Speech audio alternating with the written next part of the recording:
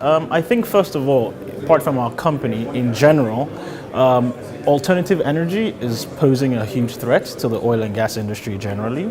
So what you do have is, I wouldn't say less investors, but a lot of people are more apprehensive about investing in opening new wells, and that's a general thing. The increase in oil prices generally have given more confidence to that, but people are still looking at the back because alternative energy and shale gas and oil are on the rise. So I think the main thing is competition for that.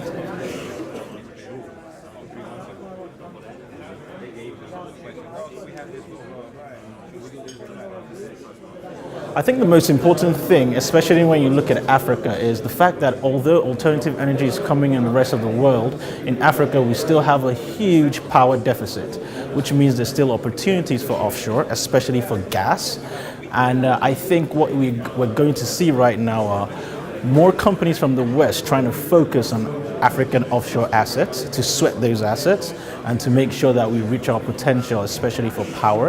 And also, there's also a huge gap with the downstream aspect of it. So there's almost no refinery, or refining rather, in Africa, and that has to change so that we stop this high cost of swapping our crude for refined products and end up in a deficit rather than refining it locally and using it locally.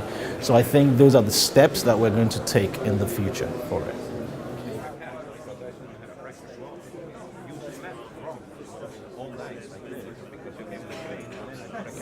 Oh, I think it was properly done. I think it was an intimate conference. It wasn't too loud. It was quite intimate, and the caliber of people that came were actually pretty good.